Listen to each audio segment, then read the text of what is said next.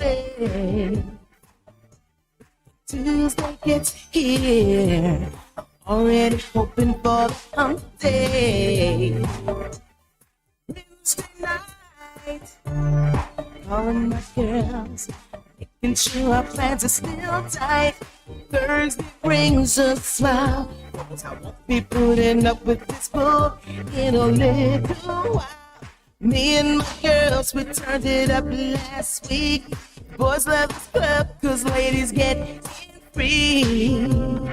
They love to party, dance all night, work all day. Second hour of LoveBabz, LoveTalk. I'm Babz Rawls-Ivy. This is part 2 of Shimmer. So if y'all don't know what Shimmer is, if you didn't tune in yesterday and you missed it, and I don't know how you missed it because you could follow up and listen to this at a later time. But the Yale Schwartzman Center is workshopping this wonderful production that's on its way to Broadway, I imagine, after this workshop works out all the kinks, about this particular production, this musical based on a book, a 1998 novel that has become a musical. It's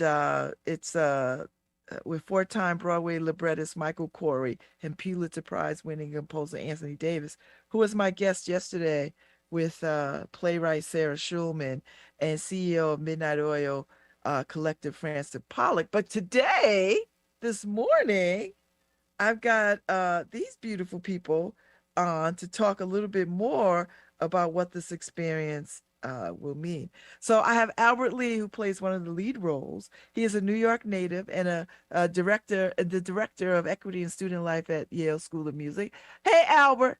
And Rachel Fine, executive director of Yale Schwartzman Center, and she's a lead partner in Shimmer and is helping with the production. And Rachel Alderman, who I know, is the artistic director at Long Wharf Theater and is a partner in Shimmer and helped coordinate the casting.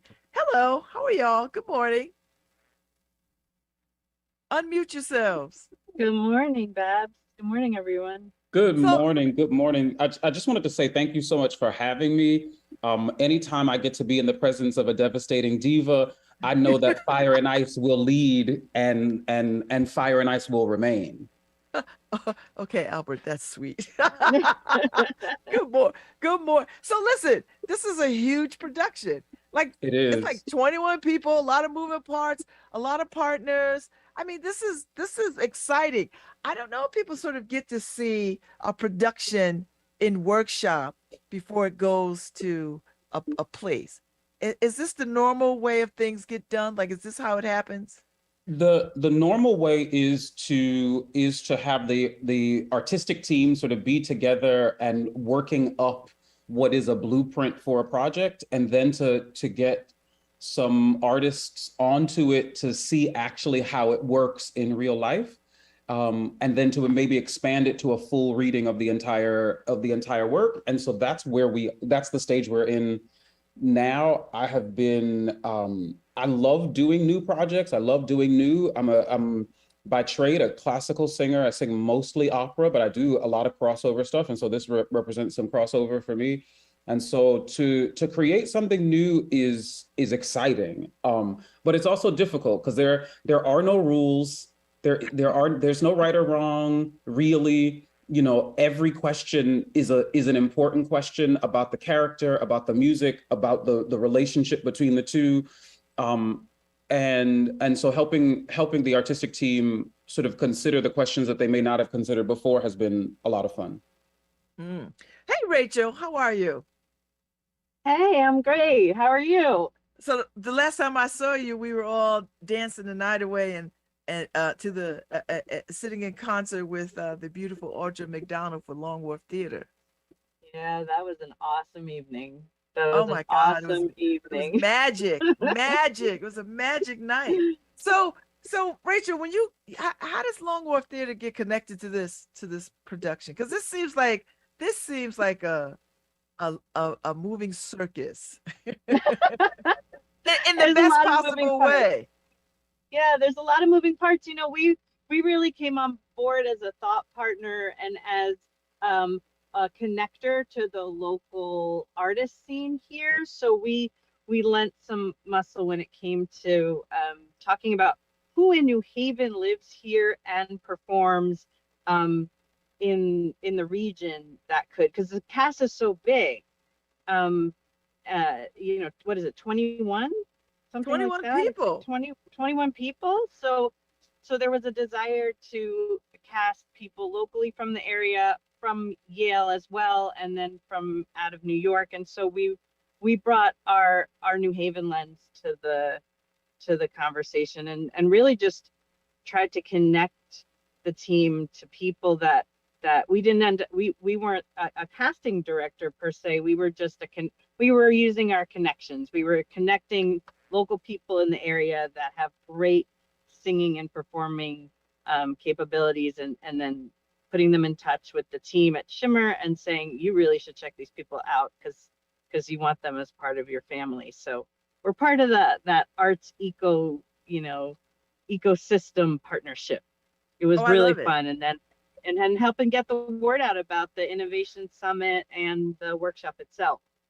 Mm. So So Albert, it was, what was it about this project that you said, you know what, I want to be a part of this? Because you could have not been a part of this. You could have just, you know, I got other So, stuff to do. so a few things. I think the first thing is I am a New Haven native who's just moved back after, I won't say how many years away because it would tell too much about my age. But I I just moved back 2 years ago, and since moving back home, I haven't performed much in New Haven.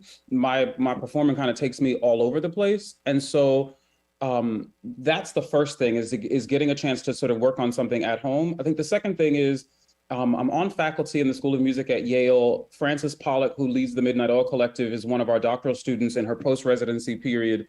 And she and I met when I first started in 21. And she was telling me about her organization and telling me about her project, and then reached out to me and said, I think I have something for you, and explained to me the project. And I was already on board when she reached out because I want to see her sort of initiative flourish.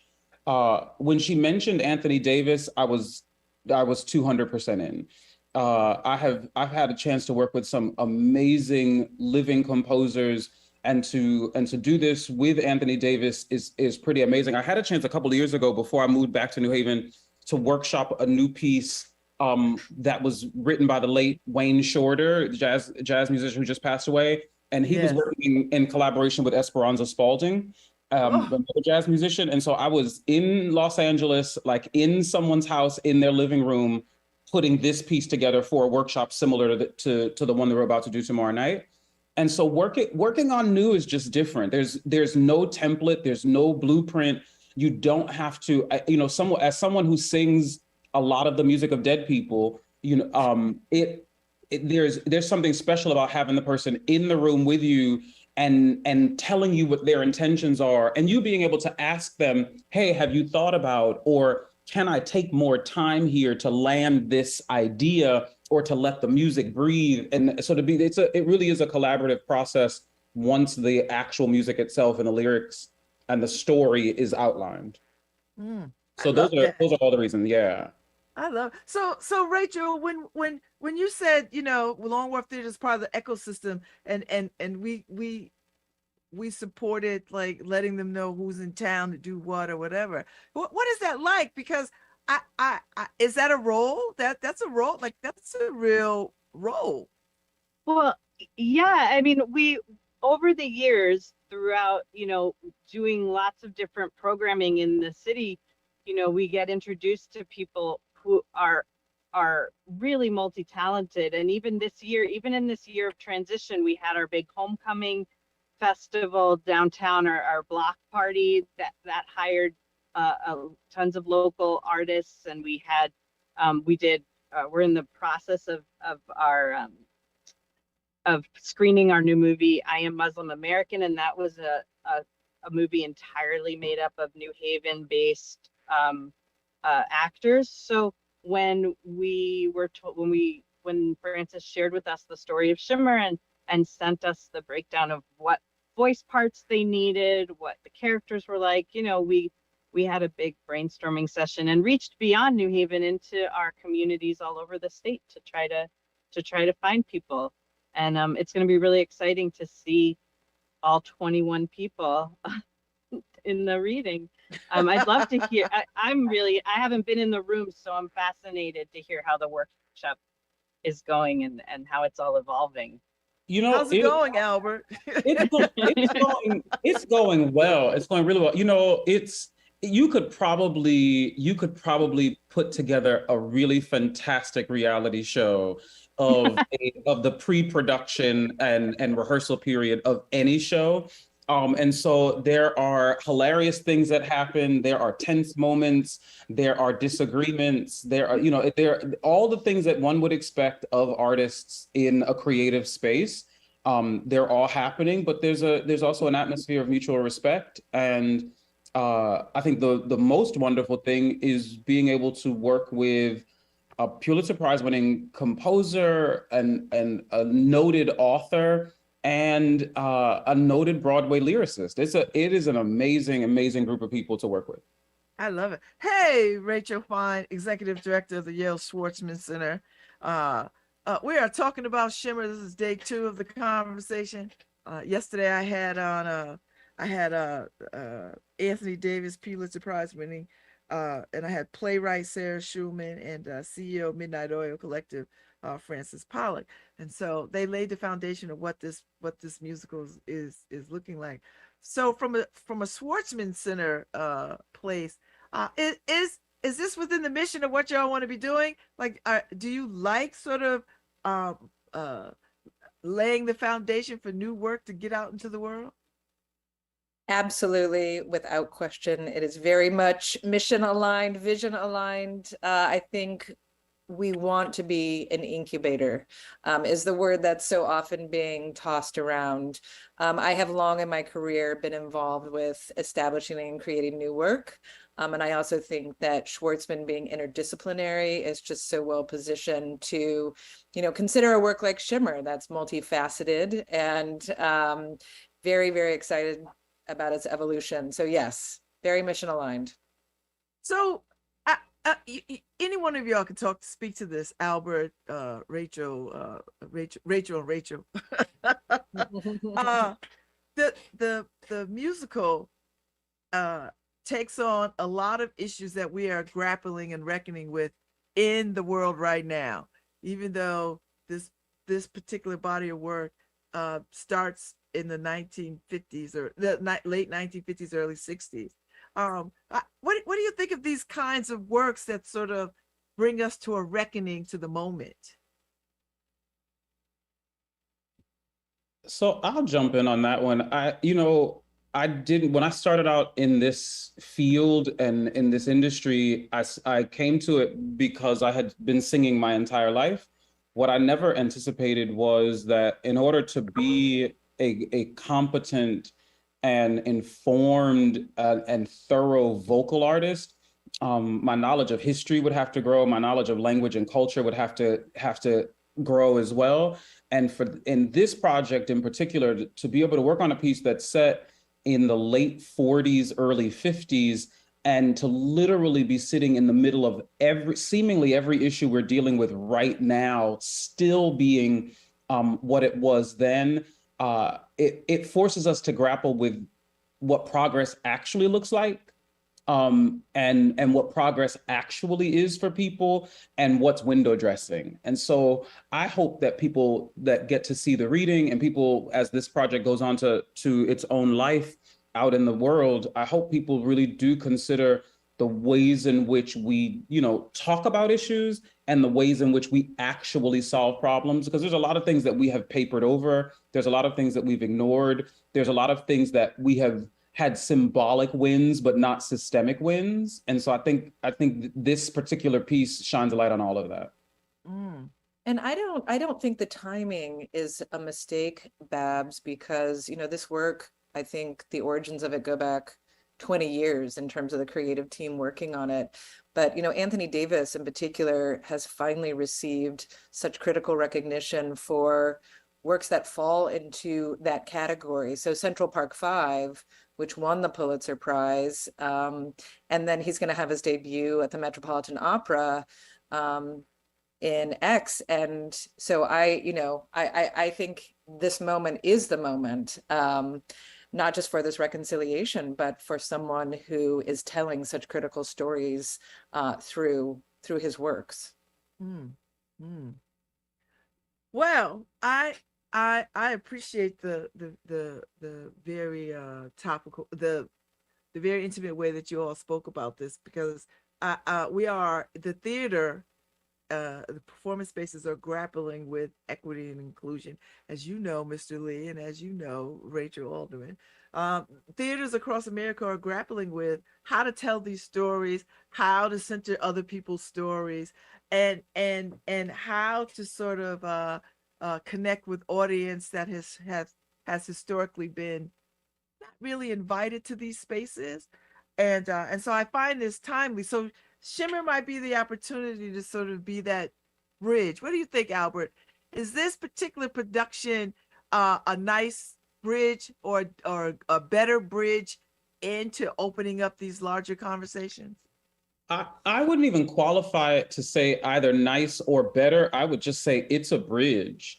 It's a bridge that is going to discuss the issues of race. It's a bridge that's going to discuss the issues of class. It's a bridge that's going to discuss issues of gender, and sexuality. And I think there is something in it for everyone. It actually even touches a bit on religion as well. So what has been wonderful about the process for me is sitting in discomfort. And I know that doesn't sound like a wonderful thing, but as an artist, to sit in discomfort and to sit with discomfort and grapple with it, and have people have opinions or ideas about things that seemingly devalue another's experience, and to devalue it oftentimes out of ignorance and just simply not knowing, and to be able to sit in the room with that and express what it all means, and express, how it feels, and to maybe express truths that some people have never really had to come into close contact with, has been both humbling and empowering. I think for every single person of any race, color, creed, of any identity, there are going to be things that we misunderstand about the other. And to be able to sit with that misunderstanding, admit a failing, admit ignorance, and then to openly learn rather than immediately grow defensive, is something that in an artistic process we are forced to do in order to put a show on. In other parts of our universe, we can kind of just separate ourselves and not have to deal with the discomfort. But I enjoy in some ways pressing into it, because I end up better on the other side. I end up a better human being. I end up a better citizen, and a better friend, all those things. I like that. That makes sense. That makes a lot of sense. So Rachel Fine, when you are thinking about the way the Schwartzman Center will position itself in the arts world, will you be doing more of these kinds of thought-provoking productions? I mean, what is the do you have a map? Do you have an idea? What are you open? What are you up for? What are you open to? Well, first of all, I should say that yes, we want to be a leader in the industry. We want to be a pace setter. We want to be a resource. We want to be many different things. And we're really just finishing year one. So it's early days. We are in the nascent stages of development, and we're still very much experimenting, understanding our spaces. But we have such an incredible opportunity in that we are not married to traditional. None of our spaces are traditional. They're all multifaceted. They're all multi-purpose. Not one of them has a fixed seating capacity. And to me, that's so fascinating, because we get to dictate that seating capacity. So Babz, if I want to have it for 50 people, I have it for 50 people. If I want to have it for 1,000, because that's what makes sense, I get to have 1,000 seats, and that's about the max that Commons can hold. And that's one of many spaces that we have. But I say that because in our industry, we're so tied to filling seats as a way of measuring success. So in my last venue, for example, if the venue was half full at 250 seats, let's say, everybody thought it was a failure. We didn't meet our ticket revenue. We didn't meet our seating capacity, expectations. And I think we get to change that seating capacity depending on what we're presenting and depending on the demand we think that work is going to have. And I to me, that is a game changer for our industry, because it's forcing us to think about whether something is successful in terms of attendance. The other thing we don't have right now, and this may change in the future, but we don't have ticket prices and we don't sell tickets, we register people. And I can't imagine, at least right now, a better way to give people access than not having price as a barrier. Now, it comes with other problems. Not everybody feels like they're accountable if they register, so you might have big pockets of vacancies. And so we're working with a new model, but between those two things, I think we have such an opportunity to think differently about arts engagement and how we present art, whether it's music, theater, dance. So I can go on and on about the opportunities that we have, and you asked about a roadmap or a design. We're actually in the process for the first time of having a long-range planning process for the Schwartzman Center specifically. And once we have that, we're about 4 months in at this point, and we have all kinds of stakeholders and everyone from students to community members weighing in on what they think and feel the Schwartzman Center should be. So I'll come back on the show in 6 to 9 months after we get the endorsement of the university. But I really can't tell you how excited I am to be in this new space that just looks, feels, and acts differently than any sort of traditional arts and culture space. And of course, it is more things. It's a student center for community connectedness. It's a wellness center. So taking into consideration those elements too, and how we're going to do cross-disciplinary work is very exciting. I love it. So Rachel Alderman, I didn't hear anything that was very different than what we are trying to do at Long Wharf Theater as we move into this itinerant model that everybody is holding their breath around the world about. I heard a lot of connecting things that Ms. Fine said. We're very much aligned. It's about where you place your resources and how you center your values in how you produce. And that's part of what was so inspiring by what Rachel was just talking about, and also about why Shimmer and why now is this project has been incubating for so long, and sometimes things need that kind of incubation, and they need someone to say, I'm going to put resources behind this and bring it to maturation. And in terms of spaces and venues and how you experience the art and how you have these moments with each other in the audience. I'm actually sitting outside a venue that I have to go check out for Long Wharf as we're exploring the area. I'm literally in the parking lot about to go check out a venue, because this is the journey of how do you match the art to the container, to the place, to the experience with the audience, so that all those things can speak to each other, have that deep conversation, and how you assess success. It is an experiment, and we're learning, and if you place the resources behind the artists and the audience experience, I think you will always achieve success, as long as you're achieving connectedness. So with that being said, I gotta run to this venue. Go find us a space. Okay, but we want to know what venue you're checking out. See you later. I'll come back on the show in a couple months. I'll let you know. Thank you all. Thank you, Rachel Alderman. I appreciate you. I was also going to say, what an amazingly exciting time for the city of New Haven. When I left at 17 years old, part of why I went running is because I had this sort of like these big ideas and big thoughts, and found myself sort of confined to just one certain small subset of the city.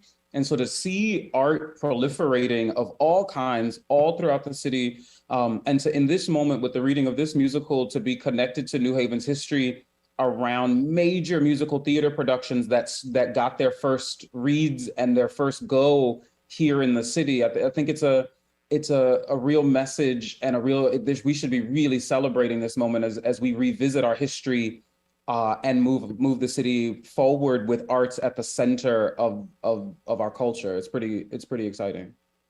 I think you're right. I tell you what I am most struck by, Albert and Rachel, is the way that this is not just an enclosed Yale thing, that this has opened itself up to the larger community and has genuinely invited not just the audience, but artists that are here, who are rooted here, who are uber talented, into this space to join in this production, so that it feels like it was intentional to sort of be in this community, of this community, with all of that rich history, Albert, of New Haven being the pre-launch to Broadway. I like that. Talk a little bit about Rachel.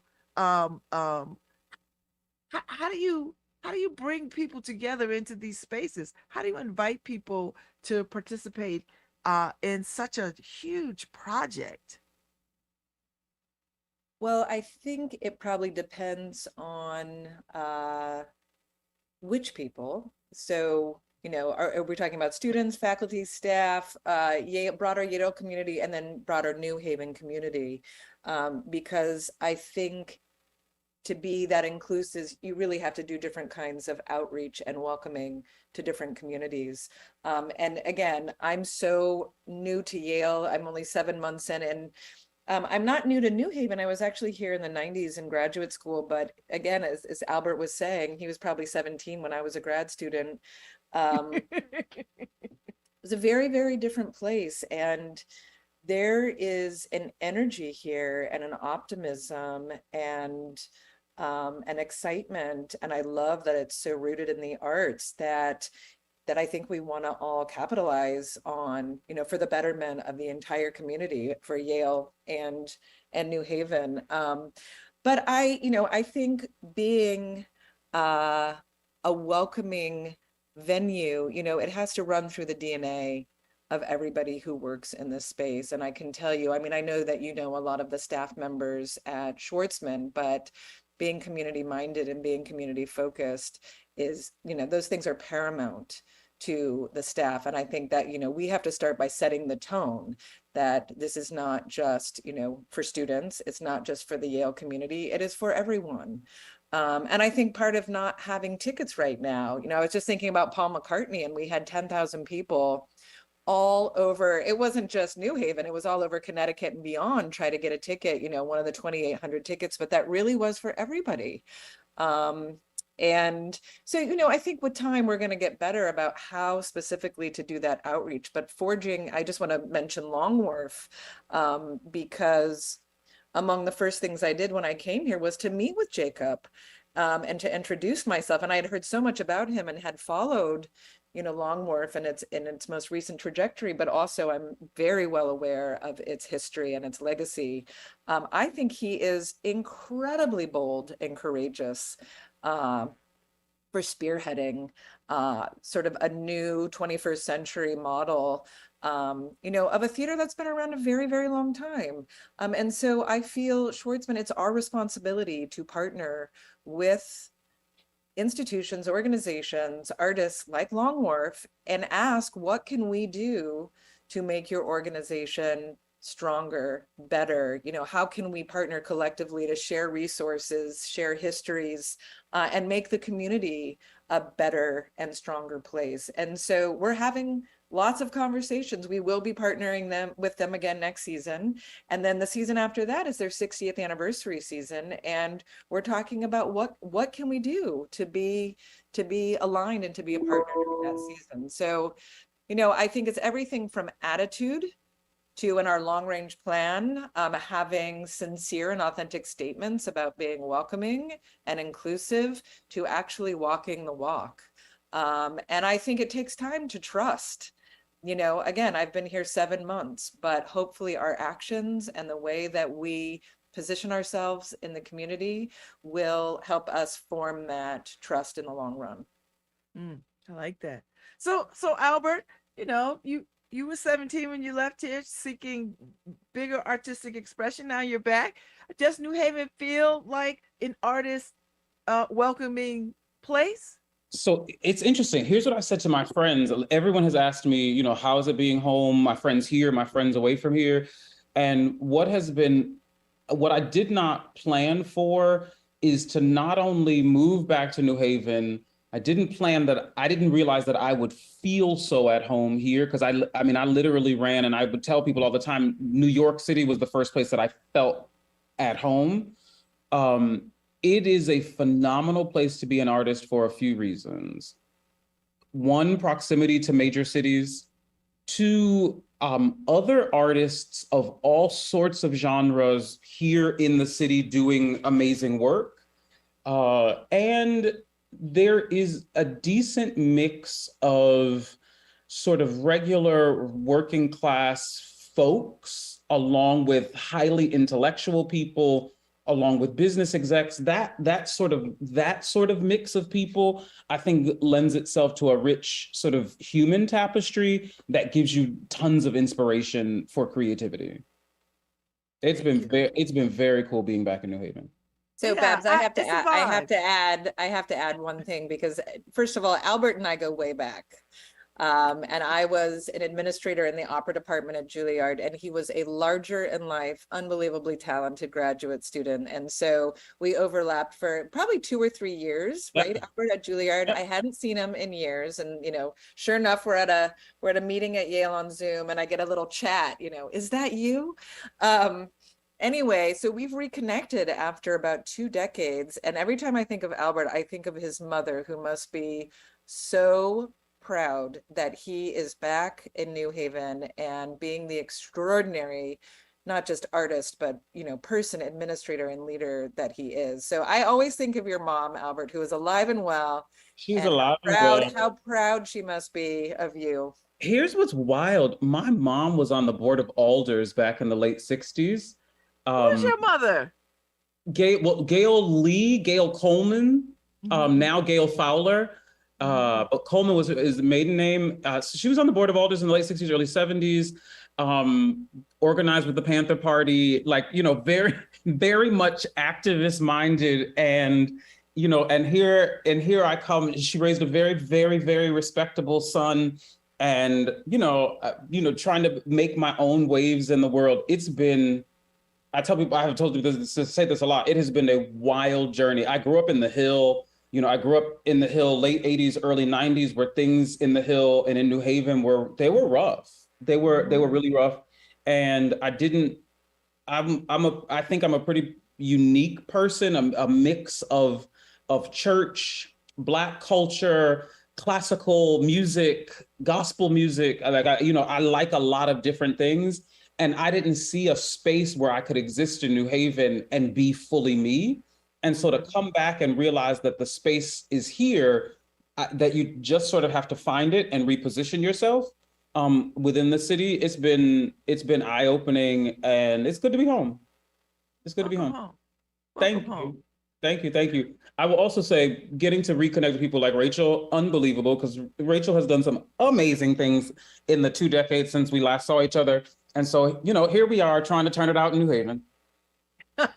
Well, I think you're doing it. I think you're doing it. I think so. You're doing it. I think you're doing it. Well, the reading is happening. The production reading is happening tomorrow. And I will be in the audience. I can't wait, because I love all the space at the Schwartzman Center, right? So all of it is, I took the tour, is all very cool and hip and modern and interesting. So I'm looking forward to see how this all works and comes together. I appreciate the time that y'all took to come on. And I've had y'all on for 2 days, and it's been a wonderful conversation. Thank you for about having this us. production. We appreciate being on the show. Thank you. Absolutely. Thank you. So we all gonna go see X when it premieres. Yes, we are. We're taking a bus from New Haven. Everyone who wants to come, we're gonna go sing X at the Met. We are. Let me know. I'm it. serious. Let's do Let it. me know so I can get my dress ready. So I can. We're saving you a seat on the bus. I appreciate it. I'm gonna get right on that bus. I I look forward to seeing it. So Thank you so thank you much. very much, Rachel Fine. Thank you very much, Absolutely. Albert Lee. I'm glad y'all are in New Haven, making it a artsy, beautiful place. Thank y'all. We'll see you Thank tomorrow you so night. much. Yes, you will see me tomorrow See you night. tomorrow I'll night. see y'all. Okay. Yes, Bye-bye. my dear. Thank you. Thank y'all. Bye. Thank you. Thank you. Have a good one. You too. All right. Nora, you can play us out. Thank you so much, Nora. Good to see you, Harry. Put that leg up there. Thank you, Nora. I will be back tomorrow. Tomorrow is Thursday. Word on the street tomorrow.